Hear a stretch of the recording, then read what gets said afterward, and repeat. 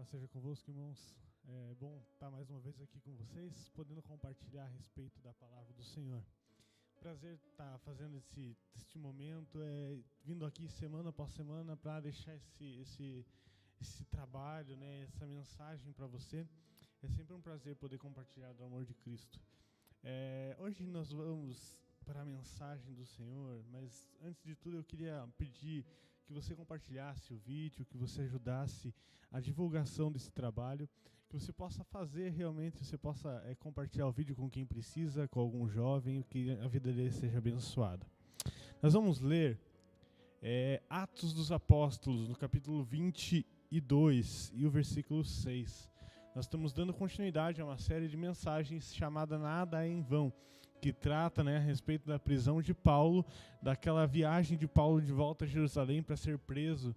E nós falamos, na primeira semana, nós falamos do Espírito Santo falando a Paulo, trazendo a Paulo aquilo que deveria acontecer, que ele deveria voltar a Jerusalém. E nós chegamos a uma conclusão de que o Espírito Santo, em toda a vontade, em todo o querer de Deus, ele é perfeito e agradável, mesmo nas diversas situações da vida.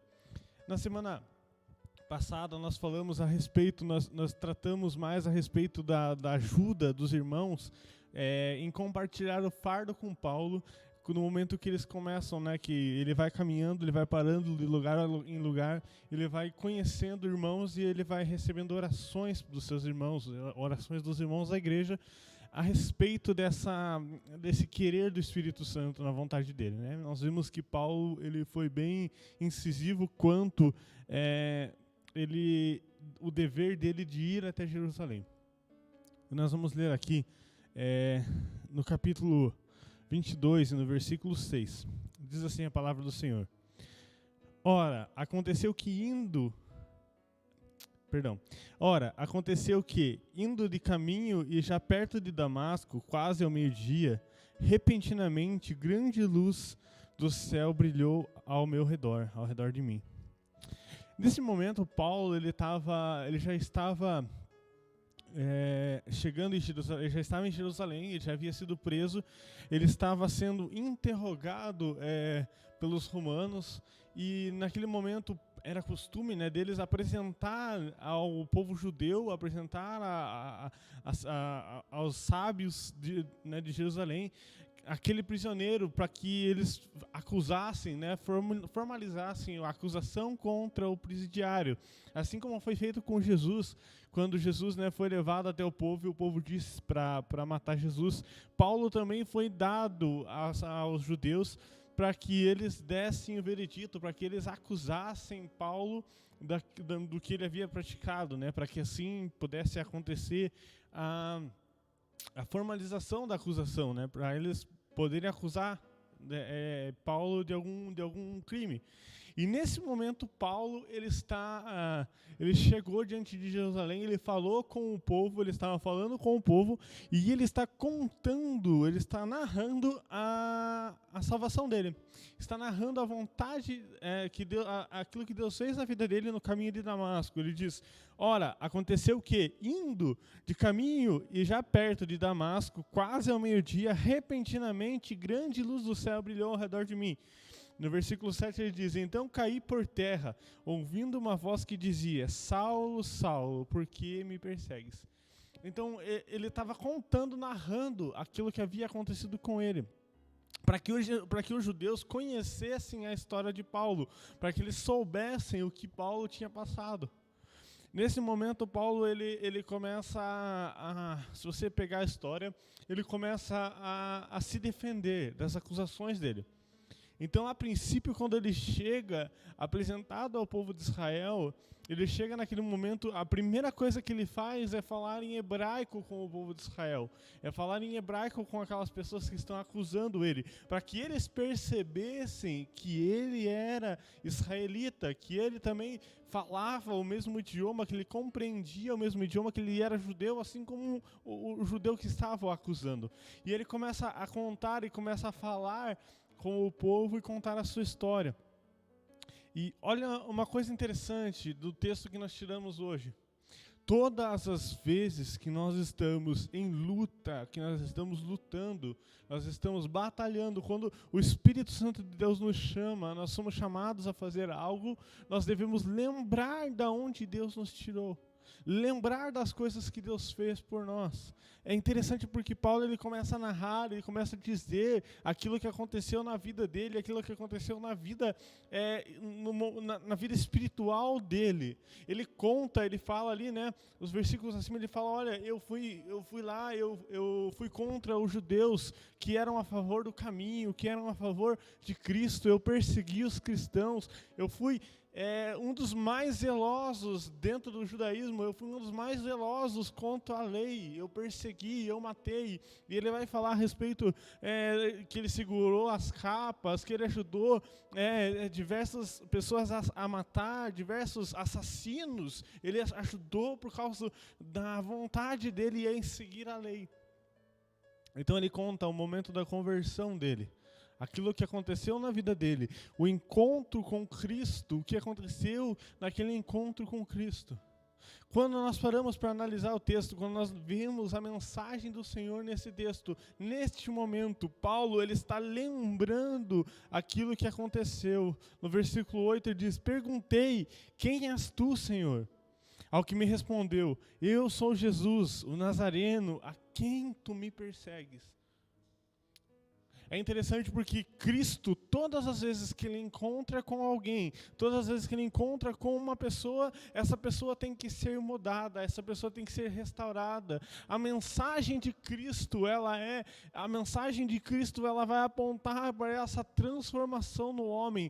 Hoje em dia, o homem ele está sendo acostumado, diversas pregações dizendo, olha, Cristo vai fazer, Deus vai agir na tua vida, vão acontecer situações, isso é para o teu bem, essa prova que você está passando é para a exaltação de Deus, Deus há de mudar as coisas por amor a você, e apontando a pessoa como centro da mensagem, mas a palavra de Deus diz que Paulo encontrou a Cristo, que Jesus fez um encontro com ele, e através do encontro de Jesus, a vida de Paulo foi mudada, a vida dele foi alcançada. Então nós vemos um Paulo que antes ele ia contra o cristianismo, que pregava contra o caminho, que pregava contra as mensagens de Cristo por amor à lei, por amor àquilo que Deus falara no Antigo Testamento. Esse Paulo, ele era uma pessoa muito rigorosa, muito rígida, e ele foi encontrado por Cristo no caminho de Damasco. Eu não conheço bem a sua vida, eu não sei com quem está me assistindo agora, mas se você já foi encontrado por Cristo, se você já passou pelo caminho de Damasco, quando você teve um encontro com Cristo, você teve uma mudança na sua vida, você teve uma mudança no seu comportamento. Sabe, a mensagem de Cristo hoje, a mensagem do mundo hoje, que várias pessoas vão pegar dizendo, olha, Deus vai te usar, Deus quer você do jeito que você não precisa mudar nada. Mas quando nós encontramos com Cristo, alguma coisa tem que mudar. Algo tem que mudar no meu coração, a minha filosofia de vida, o meu conceito, as minhas verdades, aquilo que eu penso ser verdadeiro, aquilo que eu penso ser real, cai por terra quando eu encontro Jesus. Paulo tinha toda a lei no coração. Tinha todo o conceito de vida, o conceito de fé formado em seu coração. Ele tinha todas as características de um judeu perfeito. Ele acompanhava as execuções. Ele foi ensinado a praticar essas execuções. Ele foi levado a fazer isso. Ele foi ensinado a cometer esses atos. E quando ele encontra Cristo Jesus, quando ele encontra Jesus naquele caminho, a palavra de Deus diz que grande luz se fez e ele não pôde mais ver. Isso significa que eu e você, quando encontramos Jesus, os nossos olhos carnais, aquilo que nós temos por carnal, aquilo que nós temos por conceito, filosofia, conhecimento, habilidades, tudo isso cai por terra quando nós encontramos a Cristo. O Evangelho, ele não trata da minha pessoa diante de Deus, mas se trata da pessoa de Cristo dentro de mim. Aquilo que eu tenho não pertence a mim mesmo, senão a Cristo Jesus. A minha vida, as coisas que eu tenho, os conhecimentos que eu possuo pertencem a Ele. E quando eu chego diante dEle, todas essas coisas caem por terra. Tudo isso se desfaz. Os que estavam comigo ouviram a luz, sem, contudo, perceberem o sentido da voz que falava comigo. Então, ele está narrando aqui, contando que ele está chegando no caminho de Damasco, ele está indo para aquele caminho, ele está chegando perto ali, no caminho de Damasco, então ele é encontrado por Cristo. Cristo encontra Paulo naquele momento e ele cai, todos os conceitos, todas as coisas que ele tem por verdadeiro caem por terra naquele momento, porque Cristo o encontrou. Cristo o achou. E se você passou pelo momento da conversão, se você é um crente convertido em Cristo Jesus, eu tenho certeza que inúmeras coisas você deixou para trás, inúmeras bagagens você deixou para trás, inúmeros conceitos, inúmeras verdades, inúmeros paradigmas que você tinha, conhecimentos que você tinha que caíram por terra. Eu tenho certeza disso porque Cristo faz os nossos olhos cegarem para o mundo, as nossas verdades serem cegadas e caírem assim como as escamas de Paulo caíram, porque nós somos encontrados por Ele. E o mais interessante disso é que o encontro de Cristo, o encontro de Jesus na vida de Paulo, toda a transformação que Jesus fez na vida dele, não o eximiu de passar por dificuldades. Não o eximiu de passar por tribulações, pelo contrário, fez com que ele passasse por tribulações, porque tudo que nós estamos falando, tudo aquilo que nós estamos tratando, todas as tribulações que Paulo passa até aqui, são causadas sim pelo amor ao Evangelho. Hoje, nós vemos pessoas reclamar, dizer que os dias estão difíceis, mas ser religioso hoje não é difícil. Ser religioso hoje é fácil. Você ir à igreja todo domingo é fácil. Você congregar é fácil. Né? Embora nós estamos na pandemia, embora nós estamos com o nosso cotidiano totalmente mudado, mas nós ainda temos a possibilidade de abrir nosso computador, assim como você fez, ligar a nossa televisão e tudo está na nossa mão.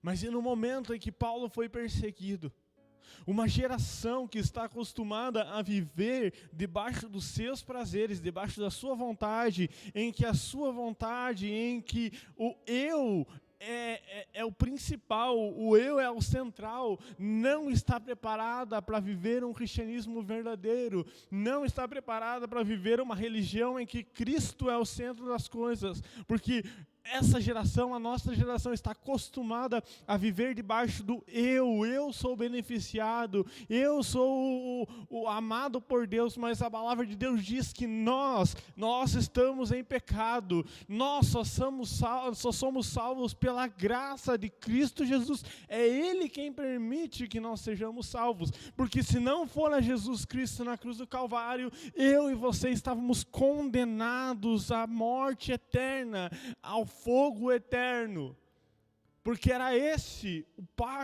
o pagamento do nosso pecado. Uma geração que está acostumada a viver debaixo do você é perfeito, você foi encontrado, você é amado, e tudo isso realmente é verdade. Mas nas nossas mensagens, no nosso canto, nós temos que exaltar a Cristo Jesus. É por Ele que eu sou amado por Deus. É por Ele que eu tenho acesso a Deus. É por Ele que eu tenho uma nova verdade. Não é por Paulo, não é por Pedro, não é pela minha própria força, não é pela sua própria força, mas senão por Cristo Jesus. O ser humano pecou no Jardim do Éden. Gênesis 1, né? Gênesis 3 vai tratar a respeito da queda do ser humano. Quando o ser humano chega diante de Deus, ele chega diante de Deus, ele chega e ele está nu. Ele conhece que ele está nu, ele sabe que ele está nu. Então Deus tem que fazer para ele uma roupa. Matar um animal e fazer uma roupa para ele, para que ele então se achegue diante da presença de Deus. Gênesis 3:10 diz assim, ele respondeu: ouvi a tua voz no jardim, e porque estava nu tive medo e me escondi. Perguntou-lhe Deus: quem te fez saber que estavas nu? Como comeste da árvore que te ordenei para não comer? E ele vai falar, né, a respeito das coisas que ele ordenará ao homem e à mulher. Então, o homem ele estava nu no jardim do Éden. A nudez, a vergonha da nudez significa a minha vergonha, a sua vergonha do pecado. A vergonha de estar nu diante de Deus faz com que o homem ele tenha medo da presença do Senhor. Quando eu e você estamos nu diante de Deus e nós vivemos 24 horas em nudez completa diante do Senhor, os nossos pecados estão totalmente patentes, estão totalmente à vista do Senhor.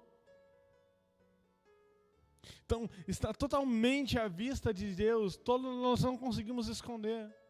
Quando Deus então encontra Adão e Eva no jardim do Éden, quando eles chegam naquele momento que ele vê e que ele percebe que o homem fala que está nu, significa o nosso pecado, a nossa perdidão, as coisas que nós fazemos, significa a nudez. Deus tem que fazer de um animal uma coberta, um cobertor, porque a princípio, e o homem ele faz isso, eu e você fazemos isso. O homem, quando percebe que está nu, assim que come da árvore, do fruto, ele percebe que está nu, a primeira coisa que eles fazem é uma cinta para cobrir a sua nudez, é uma cinta para cobrir a sua vergonha, é porque nós estamos acostumados a tentar esconder o nosso pecado.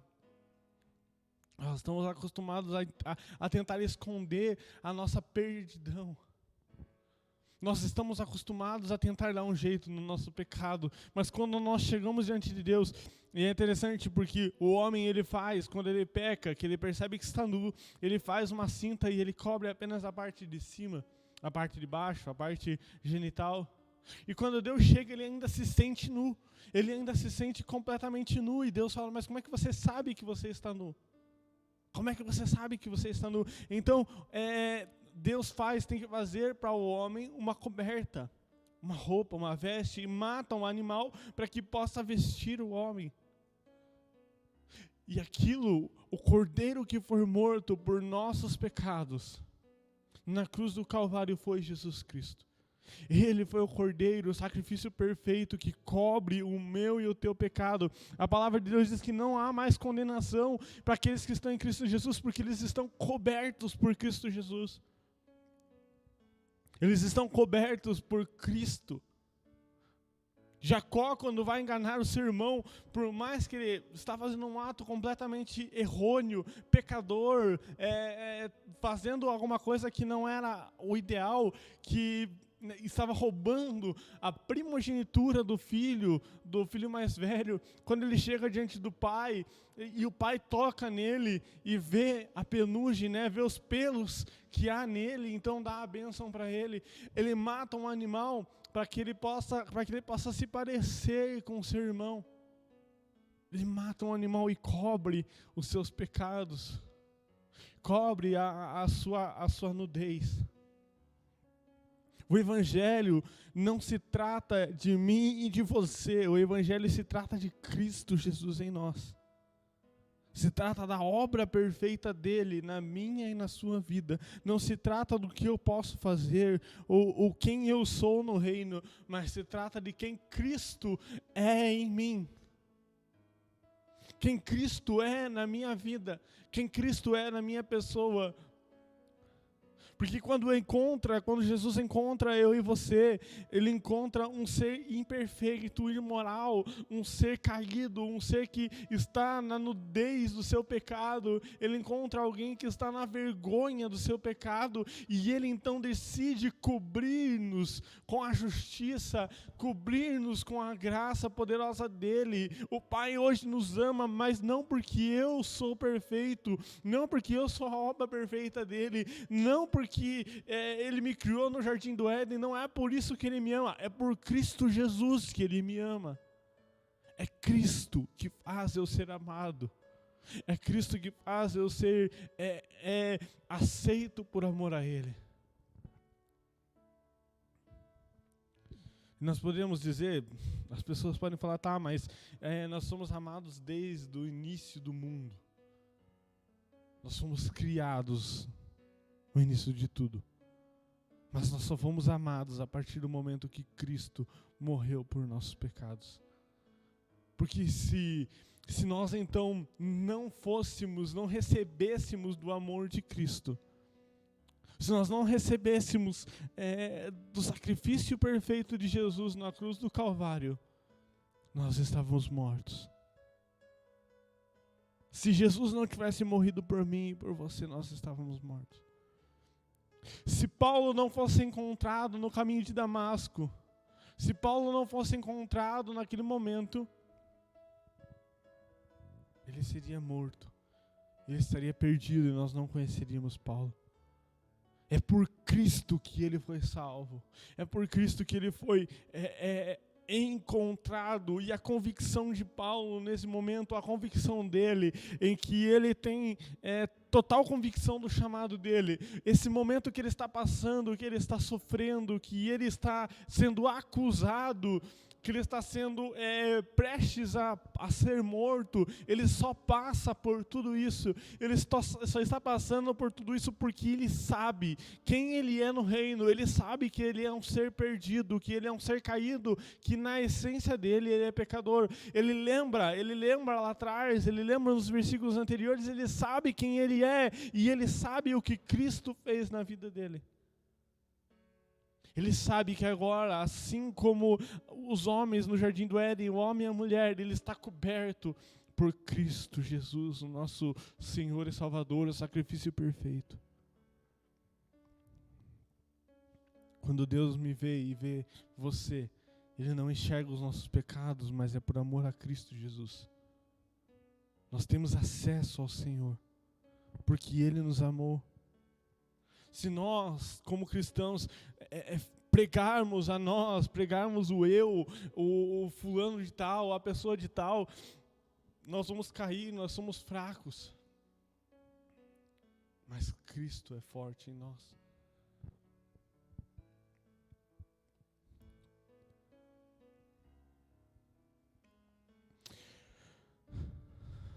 Cristo nos salvou, Cristo nos resgatou. Cristo nos livrou do pecado. Cristo nos livrou. Paulo então ele lembra e ele lembra as coisas que Deus faz na vida dele. Então perguntei: que farei, Senhor? E o Senhor me disse: levanta-te e entra em Damasco, pois ali te dirão acerca de tudo o que te é ordenado fazer. Tendo ficado cego por causa do fulgor daquela luz, guiado pela mão dos que estavam comigo, cheguei a Damasco. Um homem chamado Ananias, piedoso conforme a lei, tendo bom testemunho de todos os judeus que moravam ali, veio procurar-me e, pondo-se junto a mim, disse: Saulo, irmão, receba novamente a vista. Desta mesma hora recobrei a visão e voltei e orei a ele. E então ele disse: o Deus dos nossos pais de antemão te escolheu para te conhecer, para conheceres da sua vontade, veres o justo e ouvires uma voz da sua própria boca. Então Paulo ele é encontrado por Cristo no caminho de Damasco. Assim como eu e você fomos encontrados por Cristo em algum momento da nossa vida. Não é porque eu e você somos bons ou somos perfeitos, mas é porque Cristo é perfeito na minha e na sua vida. A obra que Deus tem para fazer na sua vida, a obra que Cristo tem para fazer no teu coração, ela só será completa a partir do momento que você perceber que você sem Jesus não é nada. Que você sem Ele não é nada. Não adianta você ser amado por Deus, não adianta você dizer que você é mais do que vencedor, não adianta você dizer que você é escolhido, que você, se Cristo não estiver na sua vida. Da mesma maneira que não adianta eu proclamar essas coisas se Cristo não estiver na minha vida. Deus, Ele está chamando essa geração. Deus está chamando essa geração. No dia de ontem, eu estava comentando com a minha esposa e falando a respeito das coisas que estão acontecendo. Nós ligamos o rádio e ouvimos as coisas, ouvimos as notícias, e tudo isso faz pensar, meu Deus, o que está acontecendo com o mundo? O que está acontecendo com a humanidade? Para onde estamos caminhando? O que estamos fazendo? E a resposta que nós damos sempre é: Jesus está voltando. Jesus está voltando, mas será que como igreja nós temos preparado o nosso coração para receber a vinda de Jesus? Nós temos preparado o nosso coração para receber a Cristo? A palavra de Deus diz que Ele faz a comparação da noiva e do noivo quando vão se casar. Já faz algum tempinho, mas eu lembro ainda muito bem do dia do casamento, do dia que eu me casei, do dia que eu encontrei a Janaína, que a porta da igreja se abriu e ela entrou. E para o noivo, tanto para a noiva quanto para o noivo, é um dos melhores momentos em que nós enxergamos Jesus. Nós podemos ver a mão de Deus na nossa vida, podemos entender o que é a volta do Senhor Jesus. Nós conseguimos entender o que é Cristo Jesus voltando. Esses dias eu estava... fui cortar meu cabelo. Eu estava comentando com o Vinícius a respeito, né, do casamento, e a gente contando e falando e tal. E ele falou que no momento ali ele estava tranquilo e tal, e ele, né, antes do casamento, mas quando ele viu que o carro chegou e a esposa dele saiu para fora, a Letícia saiu para fora, ele ficou completamente sem noção, ficou sem, a barriga começou a tremular, né, as pernas a tremer. E acontece com um homem. Acontece isso, a mulher fica nervosa, a mulher, né, fica pensando em todos os detalhes do casamento, pensando em tudo. Talvez, né, quando chega ali naquele momento que ela encontra a porta fechada, que a porta vai abrir, é o melhor momento da vida dela. Mas quando eu estava para casar, no dia do meu casamento, quando eu vejo a minha esposa entrando para a igreja, aquilo que eu tive, o primeiro pensamento que eu tive foi justamente essa, a visão de Cristo. É justamente essa visão que Jesus terá quando a igreja dele voltar, quando a igreja dele for arrebatada, quando ele voltar a buscar a sua igreja. É essa visão, a visão da noiva, a visão daquela noiva adornada de branco, podendo receber o seu noivo, sem mácula, sem mancha, ali pronta, preparada. E as mulheres, elas têm o hábito, né, de atrasar, porque estão se preparando para o casamento. Estão se arrumando, o noivo quer encontrar uma noiva perfeita, uma noiva, né, linda, ela quer estar linda para o seu noivo, ela quer se preparar, ela quer chegar para o noivo a mais bela possível que ela possa estar naquele momento. E não é à toa que faz o cabelo, faz as unhas, se maqueia, escolhe o vestido mais bonito, porque quer chegar diante de Deus, quer chegar diante do seu esposo. E a palavra faz esse paralelo com a noiva e o noivo. O noivo está às portas, esperando a sua noiva, com as portas ainda fechadas, mas um dia essas portas se abrirão.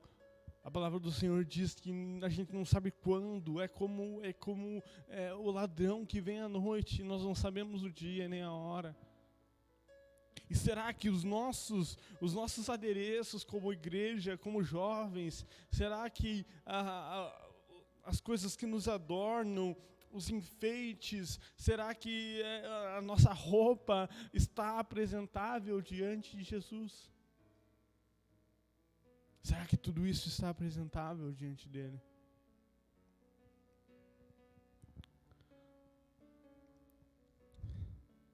Paulo, ele é acusado pelos judeus. Ele passa pelo momento mais terrível da vida dele até aqui. Mas ele não larga Jesus, ele não deixa, ele não nega a Cristo Jesus, quem salvou e quem o libertou, porque ele sabe quem ele era antes de Cristo e ele sabe quem ele será sem Cristo na vida dele. Que assim como Paulo, eu e você possamos saber quem nós somos antes de Cristo. Que no momento da acusação em que Satanás dizer para nós e falar para nós, olha, você é pecador, nós possamos dizer, sim, eu sou pecador. Mas eu sou um pecador salvo por Jesus Cristo. Ele perdoa os meus pecados, Ele sara as minhas iniquidades. É a cruz que me faz estar mais próximo de Deus. Eu vi uma história de um pregador que ele um dia ele foi difamado. Ele sofreu uma difamação e falaram muito mal dele. Disseram, olha, falaram muitas coisas para ele. E ele chegou na casa dele e ele dobrou os joelhos e ele chegou diante de Deus e falou, Deus, o Senhor está vendo a difamação, as coisas que eu tenho passado, as coisas que eu tenho vivido, o Senhor conhece a minha vida, o Senhor sabe quem eu sou, o Senhor sabe que isso é uma calúnia, que isso é uma mentira. E na história dizem que o pregador ele perdeu, né? Ele era um pregador, ele pregava o evangelho e perdeu muitos convites. As pessoas deixaram de convidar ele para ir à igreja porque ele estava ali sendo condenado como uma farsa e passando por uma calúnia. E naquele momento falam, olha, ele fala para Deus, Deus, o Senhor sabe quem eu sou, o Senhor sabe quem eu sou diante do Senhor. O Senhor conhece a minha vida. E ele começa a falar e começa a orar. Então Deus fala para ele, justamente porque eu sei quem você é, que você tem que ficar tranquilo que eles só sabem isso de você. Porque se eles souberem quem você é realmente, quem você é como nu, sem Cristo Jesus na tua vida, se eles souberem quem você é sem Jesus, eles vão ficar perplexos. Porque nós sem Cristo somos pecadores. Eu e você sem Jesus somos pecadores. É Ele, é por amor a Ele, é dele que provém todas as coisas boas que nós temos, nosso caráter, a nossa vida. Vem dele e para Ele são todas as coisas. Ele nos fez perfeitos, é Ele que nos faz aceitos por Deus, o nosso Senhor e Salvador. É tudo por Ele. Que o Espírito Santo hoje possa fazer na sua vida, assim como fez com Paulo, uma transformação completa. Que você saiba que você, por você mesmo, da tua força, não tem nada. Mas quando você olha para Cristo Jesus, você sabe quem você é com Ele. Lembre-se, Cristo está voltando. Cristo está voltando. E Ele quer buscar você. Ele quer buscar a mim como igreja. Ele quer nos encontrar. Eu quero que você feche os seus olhos nesse momento. Pai, em nome de Jesus, Deus, muito obrigado por tudo que o Senhor tem feito em nossas vidas. Nós te louvamos, Senhor amado, e te engrandecemos pelo teu amor e pela tua justiça, Pai. Deus, faz-nos lembrarmos quem nós somos sem o Senhor. Da onde o Senhor nos tirou. Do pecado, ó Deus eterno, do qual o Senhor nos resgatou, Pai. para que assim nós possamos saber quem nós somos contigo, Senhor. Jesus, é o Senhor que nos faz ser amados pelo Pai. E é o Senhor que nos faz ter acesso ao Pai. Se não fosse por o Senhor, nada disso teria valor, Deus. Nós somos amados por Deus porque o Senhor teve misericórdia de nós e morreu na cruz do Calvário. Deus, fortalece nessa geração, fortalece as nossas vidas, fortalece a nossa fé, Pai. Que assim como Paulo sabia de onde ele vinha, que nós possamos lembrar. Para que assim, ó Deus eterno, quando nós olharmos para onde nós vamos, que é o céu, que é a salvação eterna, nós possamos lembrar e sempre proclamar a Tua justiça e dizer que só chegamos lá por amor a Ti. Porque entregamos a nossa vida a Ti. A Tua palavra diz, ó Deus eterno, que não há mais condenação naquele que está diante do Senhor. Pai, se a pessoa que me ouve, se a pessoa que me vê, Senhor eterno, nessa noite, Senhor, se ela ainda não é entregue, se ela ainda não conhece o Senhor Jesus, se ela ainda não tem certeza da salvação, Pai, que hoje o Senhor possa alcançar o coração dessa pessoa, que o Senhor hoje possa alcançar a vida dela, Pai. Em todos os aspectos, em Senhor, todas as áreas da vida, no profissional, Senhor eterno, no espiritual, no emocional, que o Senhor possa encontrar assim como encontrou Paulo no caminho de Damasco, Senhor. Que no momento da adversidade, Senhor eterno, essa pessoa possa perceber que sem Cristo nós não somos nada. Deus, abençoa-nos. Derrama-nos do Teu poder e da Tua graça, Pai. Em nome de Jesus Cristo, fortalece a nossa fé e ajuda-nos a viver a Tua vontade, Senhor. Pai, nós somos encontrados, nós somos achados, nós somos amados, porque o Senhor nos amou primeiro, Pai. Porque é por Ti e para Ti, Senhor. Em nome do Pai, do Filho e do Espírito Santo, eu oro hoje, Senhor, que essa pessoa seja alcançada pela graça poderosa de Jesus. Que ela seja alcançada, Pai. Em nome do Seu Filho amado, se Deus eterno, porventura, ela tem desejado hoje entregar a sua vida a Cristo. Se talvez não dá mais, ó Deus eterno, ela não consegue mais encontrar saída para a sua vida. Deus eterno, se essa pessoa tem passado por momentos de tribulação psicológica, depressão, Senhor, tem passado, Deus eterno, por ansiedade, tem passado, Senhor querido, Deus maravilhoso, por doenças, Senhor amado, seja lá físicas, mentais, que o Senhor possa, Deus eterno, alcançá-las. Trazer, ó Deus eterno, para a Tua vontade, trazer para o Teu reino, Senhor. Que essa pessoa possa colocar o Senhor no centro do seu coração, Pai. Eu oro, Deus eterno, em favor das vidas, Senhor querido, da Tua igreja, das pessoas, ó Deus eterno, do nosso convívio, Pai.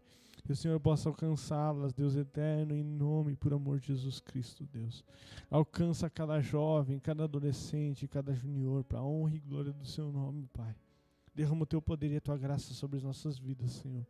Abençoa-nos para a honra e glória do Teu nome, Pai. É o que nós lhe pedimos e te agradecemos em nome de Jesus, Pai. Amém. Que o grande amor de Deus, a graça poderosa de Jesus Cristo e a mais doce consolação do Espírito Santo esteja com você, hoje e sempre. Deus te abençoe e nós nos vemos até mais.